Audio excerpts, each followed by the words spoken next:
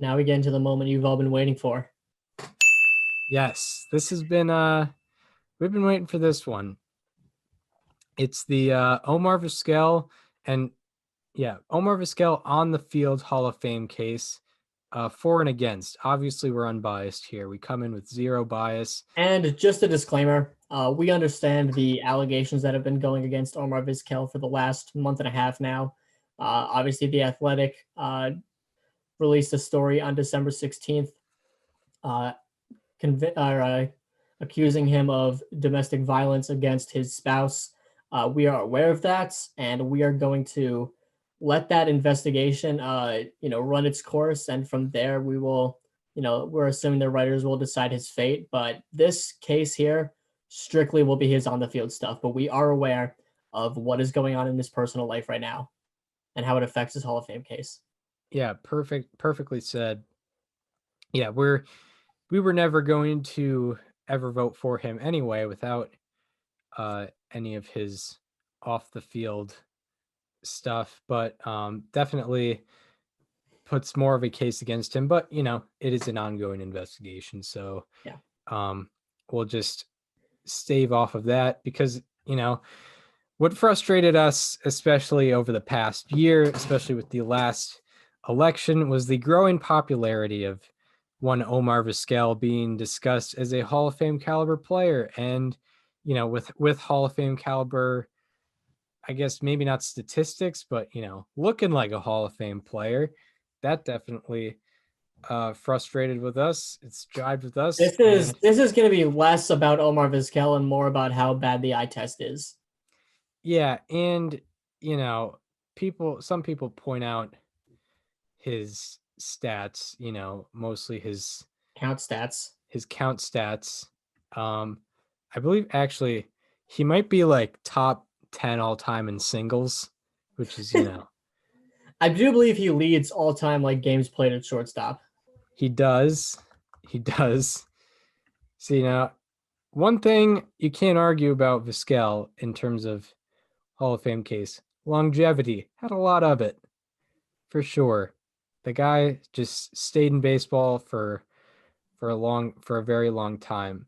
Yeah, he did. But yeah, we'll get into this. I just want to see if okay, 17th all time in singles. All right. Well, Wow. top 20. Top 20. Top 20 at doing his job. Getting on base via the single. You do your job. Yeah. That's what it's all about. But anyway, on to on to we'll keep our bias, we'll keep our emotions out of it for like the first third of Until this you know when. until Because we did honestly provide a fair case for him. and I didn't Until we just didn't. do the cheesy. I included some sabermetric statistics Yeah. Like to he provide a had case for 2,800 him. hits and he had 11 gold gloves over 24 seasons played. One of the best players on defense there has ever been. He's up there with the great Ozzie Smith. He's a Hall of Famer, and I think Omar Vizquel should be a Hall of Famer too. I was looking at a YouTube highlight reel and he backhanded the ball and he threw it across the diamond like the great Derek Jeter, one of the best defensive shortstops ever, Derek Jeter. And it's just a pleasure that he is mentioned with the same names of the likes of which of Derek Jeter Him and Rabbit Moranville. and Rabbit. Is it Moran? I think I assume it's Moranville. More like Moronville, am I right? Got him. Got him. I gotta look for the name pronunciation. Do they have it here on Baseball Reference? Normally they do. I don't know if they do have it from like dead ball players. There's Yeah. really no video evidence that he actually existed. Yeah, who knows? But we'll get into Vizquel. So where he is at. He is on his fourth ballot currently in 2021. He got 37.0% on his first ballot, 42.8% on his second ballot, and 52.6% on his third ballot. And he is currently at 39.0% and has netted -2. He's gonna put up his worst percentage yet. this year. Most likely. Wow. With the ongoing news about him. And the on the surface stats with Omar Vizquel, he has 45.6 career baseball reference WAR and 42.4 career Fangraphs WAR. He has 26.8 peak baseball reference WAR. That's his 7 best seasons combined. That is 16.3 below the average Hall of Fame shortstop. His career quadruple slash line is 272, 336, 352 for a 688 OPS. He also has an 82 OPS plus and 83 weighted runs created plus in 12,013 plate appearances. This is outside of any of the PED players. He has the most plate appearances out of anyone we've covered on the bubble case. He also has 29.5 career defensive wins above replacement, which is 9th all time, and 262.1 defensive runs above average, which is 15th all time. Also, 2,877 career hits, 80 career home runs, and 404 career stolen bases. You know, the standard count statistics, kind of when you look at, Hall of Fame caliber players and players like Vizquel. And he won 11 Gold Gloves, and in 264 plate appearances in the playoffs, didn't really help or I guess hurt his He Hall was of kind of Fame on case. par. Kind of on par, yeah. He hit 250 with a 643 OPS in the postseason.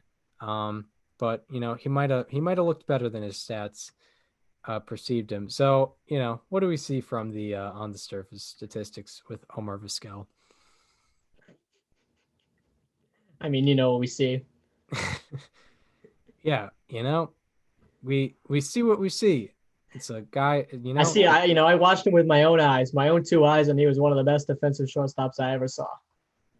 Yeah, especially people our age, we know about the career Mm-hmm. of Vizquel. I I remember. remember. I remember that '97 ALCS walk off against the Yankees. Yeah, I mean, I was a big follower of the 95 Indians, 144. And I remember I remember that Vizquel was one hit he got in the World Series. It was awesome. yeah, it was great. I mean, like, he was going against the 95 Braves. Any hit that you get off that rotation is just a premium, Yeah. for sure. But we see what we see with the on the surface statistics. Comparisons, there's really not a lot of guys to compare him to, with the low production of wins above replacement in the high number of plate appearances. There are 2 other players with 43 to 48 baseball reference WAR in 11,000 to 13,000 plate appearances. Those players are Rusty Staub, who was a 7th ballot drop, and Lou Brock, who is a Hall of Famer. And I guess, the justification there was when he was elected, he was the all-time stolen base leader. So, and he had 3,000 hits. And there are 2 other players with an OPS plus between 80 and 85 in 11,000 to 13,000 plate appearances. Those 2 players are Rabbit Moranville and Luis Aparicio, who are both Hall of Famers. So I guess Vizquel, in terms of the 4 men to compare him to statistically, there are 3 Hall of Famers. So, maybe there's something there. I don't know. So I guess I'll get into the case for, and then I'll sort of switch on it off at a certain point. Yeah. Omar Vizquel, only 8 of the 51 other players with 2,800 plus hits are not in the Hall of Fame, and 5 of them are yet to be eligible. The other 3 are Barry Bonds, Rafael Palmeiro, and Pete Rose, who all had either PED allegations or gambling allegations. So, all of the players with 2,800 hits, they're not in the Hall of Fame because of on eligibility or because of off the field stuff. Omar Vizquel, he doesn't have PEDs or gambling problems. Everyone else who doesn't is in. There are also 12 other players with 2,800 plus hits and 400 plus stolen bases, and every one of them, besides Barry Bonds, is in the Baseball Hall of Fame. There are also 7 other players with 29 offensive WAR and 29 defensive WAR, that is on Baseball Reference, and all 7 of them are Hall of Famers. Also, there are also 7 other players with 29 plus DWAR and an OPS plus of 80 or better, and all 7 are Hall of Famers. Also, there are 4 other players with 2,800 plus hits and 25 plus DWAR. They are Brooks Robinson, Pudge Rodriguez, Cal Ripken Jr., and Adrian Beltre. 3 of those 4 are Hall of Famers, and one of them will be a first ballot Hall of Famer when he goes on the ballot, and that's where Vizquel puts himself. Yeah. And with Vizquel also, you have to recognize that respectable 272 lifetime average. Respectable. You got to respect it. You have to respect it. And, we're not big, batting average people, in terms of evaluating a player's offense. We're more, on the OPS side of things. And, we get into the league adjusted OPS, OPS plus, weighted runs created plus. But if you're a person who likes average, if you're an average person, you may like Omar Vizquel and his respectable 272 lifetime batting average. And then we all know that, being respectable always translates to Hall of Fame talent. Yeah. But when you add the 11 gold gloves, and the 2,800 hits, the 2,800 hits, the 400 stolen bases, Chris, the 400 stolen bases, the fantastic defense. Every writer knows about his fantastic defense. That probably the second best defensive shortstop of all time behind Ozzie Smith. Likely so. And in fact, his defense is spoken highly of by those who watched him. And my personal experience, when Vizquel was 45 in his age 45 season, I personally saw him play a game on July 22nd, 2012. It was my father's birthday. He got, it was a birthday present to himself. He got like the club seats. We had a nice meal beforehand at Fenway, like a regular restaurant meal, not just the ballpark food. And didn't have a Fenway Frank? No, we did not. Which, that's why I sort of don't like whenever we got club seats. I like the regular seats. You get when I go to the ballpark, I want to have the ballpark food. But that's no complaining about club seats though. Yeah, definitely not. And it was a section above normal, and it was behind home plate, and it was not bad. It was very good. But Omar Vizquel was 45, and I got to see him in action. I saw him with my own 2 eyes. No television screen in the way. No, biased cameramen not showing the great Omar Vizquel. And Vizquel went 2 for 5 that day and was 4 for 4 on fielding opportunities. And I personally could see the Hall of Famer in Omar Vizquel, because I saw him with my own 2 eyes, even as a 45-year-old. I really saw that. So, I don't want to leak my personal bias into this, but and the final thing looked really good out there. That's the case. When you added that to the prep sheet, I thought you were just making up a complete random game. And you were just like, yeah, I saw him on July 22nd at Fenway, and he went 2 for 5. Speaking of which, out of the 9 hole. Yeah. Yeah. I was fortunate enough to actually witness an Omar Vizquel game as well. I'll never forget. It was on May 21st of the year 1999. Of course, that was his best year offensively. I went to a game in Detroit, or no, it was in Cleveland against Detroit. I'm sorry. He went 2 for 4 with 2 singles and a sacrifice hit. I mean, it was just pure bliss to see a guy like him out there. I was -1 years old. I'll never forget it. It was truly a special honor of mine to see the great Omar Vizquel in person. And That, that totally happened. seeing the guy sacrifice hit. I mean, the guy led his league in sacrifice hits 4 times. 4 times in 24 years. He led it 4 times. He led in sack bunts. We know what a Nobody sack was better at giving himself up than Omar Vizquel. Yeah, and you can't change my mind. He was a real team player, and that's what it's all about. Guys who get the job done. Vizquel was a guy who got the job done. So do you want to go into the case against? I hate to, but I think we have to. We have to do this every episode. We're unbiased. Like, listen, I didn't going the case against Billy Wagner. I didn't want to do that, but you know what?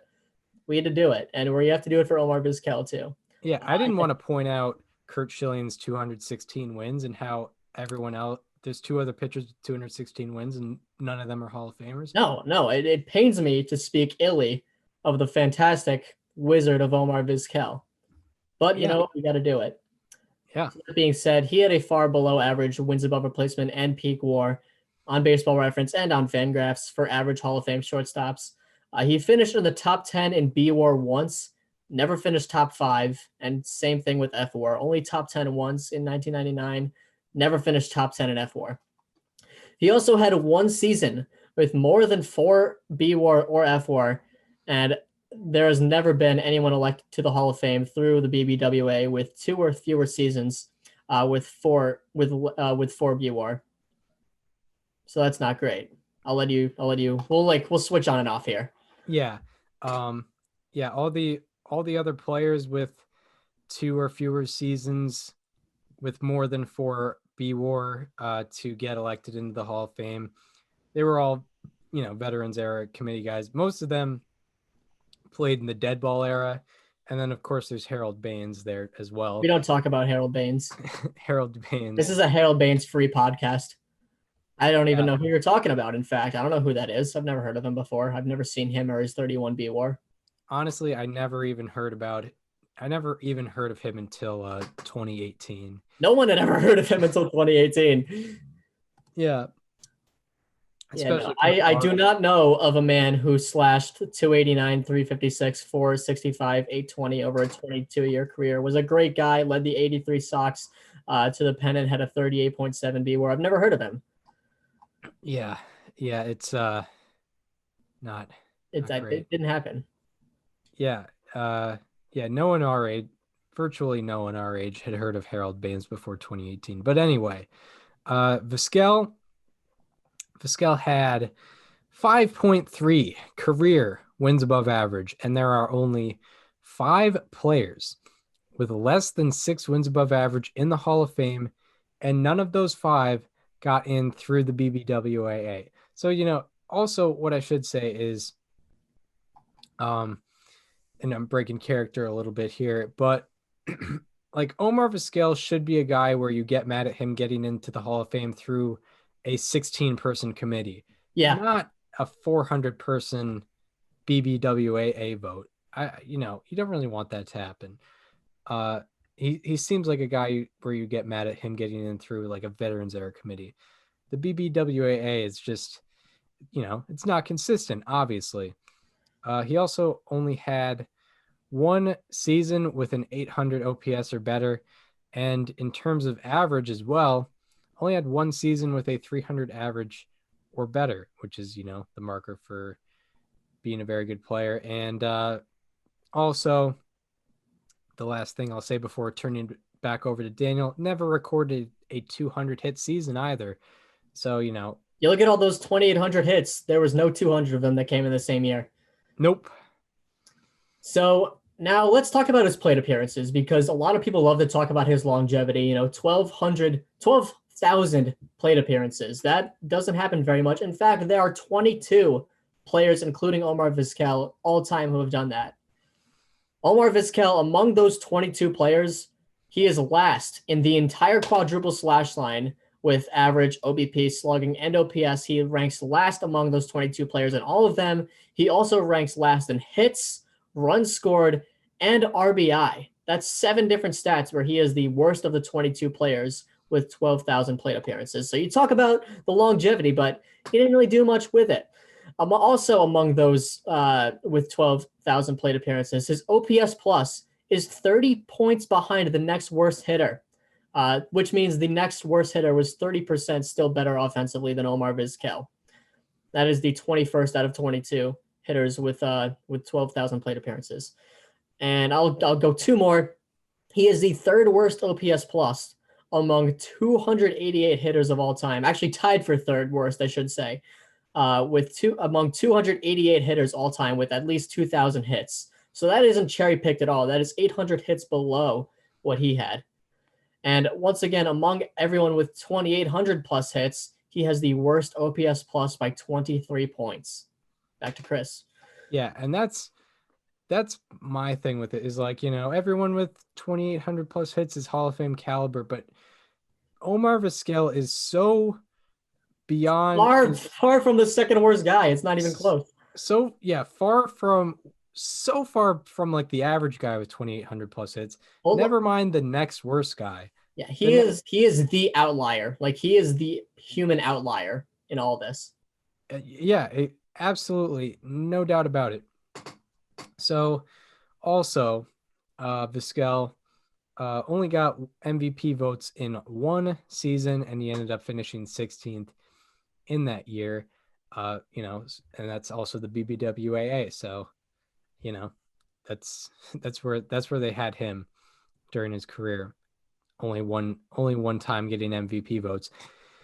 And Vizquel had 10 home run season ever in one of the most offensive eras ever. And like, even in like, we talk about among those with 12,000 plate appearances, he's last in like all the count statistics. And he was in one of the most offensive eras in baseball history. And he was still not able to rank above last in any of the big categories in offense outside of stolen bases, I guess.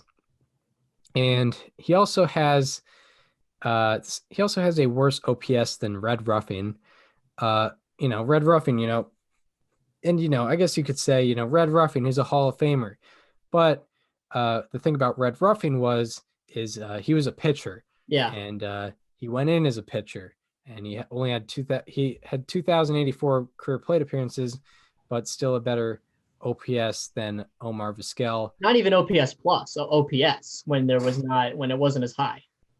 Yeah, exactly. A guy who played in like the late 30s, I think. Yeah, so that's that. And the last thing I'll say before switching it over again, Vizquel's 22 seasons with a below 100 OPS plus is an all-time record for position players. And on that same topic, he has 22 seasons with an OPS plus below 100 and at least 150 plate appearances. No one else has more than 18. So now we're going to look over at Fangraph statistics, at least for this one. His career 83 wins, his 83 career weighted runs created plus was worse than the Nationals/Expos and the Rockies, who had the worst team weighted runs created plus between 1989 and 2012, which were of course the years Omar Vizquel played. They were at 89. So even if Omar Vizquel played his entire career with the worst offensive team during his era, he still would not have made them better offensively. In fact, he would have made them even worse. And if he kept, this is my favorite stat probably that I've ever found. If Omar Vizquel kept playing forever, never retired, became immortal, and just kept playing, but he stayed on the exact same pace that he was on during his playing career, it would have taken him approximately 228 seasons to pass Barry Bonds in career home runs. He would have been like 260 years old, just still hacking away, trying to get number 763. Yeah, which is incredible. And it's not like he was hitting 340 either. No, he hit 272 in his career lifetime, yeah. And was not able to get any home runs, therefore making him a bad offensive player. Yeah. he would So have. I'll say one more before I switch it back over. Everyone loves to talk about his defense. Those who watched him love to talk about his defense, and I get it. But he led his league among shortstops in defensive run average once in 24 years, and he never led shortstops in D-WAR for any single season of the 24 that he played in the major leagues. Never. Yeah, and I one thing I like, all the every old school person would say, like, why are we going to trust, defensive runs above average in D-WAR, you got to watch. But it's like why are the advanced statistics only targeting Vizquel as being overrated? Why is it only him? Because, all the other great players, it seem to have very good Hall of Fame caliber statistics, except him and the other players who were elected through like veterans committee and whatever. It he him never leading, it shocked me when we found this. Yeah. This was back in like this was like back in like early quarantine. Yeah, Because this I think was it was the same day that I found that Bond stat. it was a couple months before the 2020 baseball season started. But yeah, like he was never the best at his position, not just the league among all fielders. His position, he was never the best at his position No. in these in defensive wins above replacement, which, like, Ozzie Smith was best in the league 4 times among all fielders, and among, his position, it was probably 10 plus times. So, you can't really, it's not very comparable. And anyway, the last thing we'll get to is kind of his Hall of Fame comps and debunking anything that you could compare him to in terms of, what we actually believe is Hall of Fame worthy. Uh, Omar Vizquel is not a parallel to Ozzie Smith. You cannot compare him to Ozzie Smith, because not only was Ozzie Smith far and away better defensively than Omar Vizquel, I think that goes without saying, but Smith was a better hitter by 5% on Baseball Reference and 7% on Fangraphs, according to, OPS plus and weighted runs created plus. And Ozzie Smith had 11 seasons with 30 plus stolen bases versus Vizquel's 4 seasons with 30 plus stolen bases. And Smith had a 55.2 BSR versus Vizquel's 14.3. BSR is the Fangraphs metric for the amount of runs you gain for your team via base running. So Vizquel Smith was almost 4 times the base runner as Vizquel over his career, according to that statistic, which, it says, it's not very comparable, because a lot of people might say, Ozzie Smith was, below average offensively, but he was still better than Vizquel. He was still a better base runner than Vizquel, and definitely a better defender than Vizquel. So that comparison cannot really be made. Another guy that, a Vizquel defender might another comparison of Vizquel defender might make is Luis Aparicio, who played in the 60s and 70s, a Gold Glove shortstop and a very good base runner, but, not the best offense, not the best in the batter's box. Actually had the same exact OPS plus and weighted runs created plus as Omar Vizquel. However, Vizquel is still not a parallel to Luis Aparicio.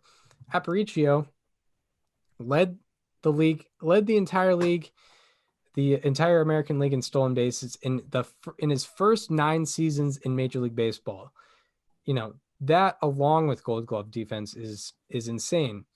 And Aparicio also has 53.1 BSR versus Omar Vizquel's 14.3.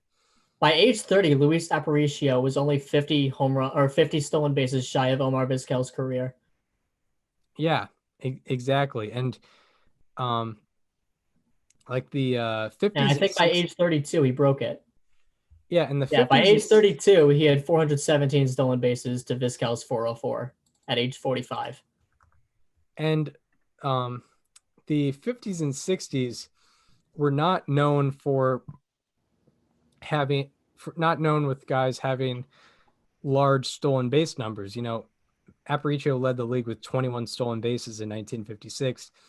Not as many players were there were not a lot of guys stealing bases the way Aparicio was. It was more common in Vizquel's era, so that's something to put against him. And the biggest Hall of Fame comparison you can make is a man who has been previously mentioned in this Hall of Fame breakdown, Rabbit Marinville slash Moranville. That I think it's Marinville. this is actually a legit comparison that you can make for in the case for Omar Vizquel. But Marinville, he retired in 1935 and he was inducted in 1954 on his 16th ballot. So it's just And he was elected the year after he died too. yeah, it was like, sort of a pity thing, to put it a little harshly, but yeah, it's not really a comparison you can make there because he played so long ago, and all statistics point to that guy not being a Hall of Famer. But yeah, that's really the only Hall of Fame comp you can make is a guy who retired uh 85 years ago. I really wish Rabbit Moranville was never inducted. Yeah, the case would be None. completely against Vizquel. That's the one thing that I can't argue. Yeah, Moranville is the final boss. Like I've gone through the defense, I've gone through the longevity, I've gone through the Ozzie Smith and Luis Aparicio comps. I can't get past Rabbit Marinville. Yeah. I mean the best comp you can make is that guy. So anyway, Omar Vizquel, woo! Hall of Famer. Yeah. So that's our that's the dismantling of Omar Vizquel's It was, Hall of I Fame mean, I cases. remember I did like a mini one of those segments last year. That video is on our Twitter, and you were kind of just there like, oh, okay, I didn't know we were bashing Omar Vizquel here, and then I opened you up to the world that there is, and you were welcomed with open arms, and you became a strong member of the anti Omar Vizquel's Hall of Fame candidacy community, and we are proud to have you, Chris. Yeah, I feel welcome. Yeah, last year, I definitely didn't know how much of an atrocity it was, but like when I heard Omar Vizquel, Hall of Fame caliber player didn't quite ring with me. Although, actually, one side note I will make because it's kind of funny. Like it like when I hear all the names, these are all guys who like were ending their career as I was starting to get into baseball. So when I think of like Scott Rowland, he played like half a year with the Blue Jays and was kind of just an old guy. So like when I heard his name, I was like, nah, he didn't really look. That's what I felt with Bobby Abreu Yeah. And like, yeah, we saw, Bobby Abreu at the end of his career. And with like the Mets, and I was just like, what? like when I started watching baseball, Andrew Jones was just like a fat pinch hitter for the Yankees, but Yeah, I didn't know he was like you know, I think it was 8-time Gold Glover or something like 9-time Gold Glover. And Vizquel last year, he was just I saw him that one time at Fenway. He was a 45-year-old shortstop coming out of the 9 hole. So I was like, that doesn't really like I don't remember him being that great. But then, I looked at all the statistics and I could, you know, defer right from wrong. And yeah, Vizquel, it's pretty wild that there's a case made being for him, I guess.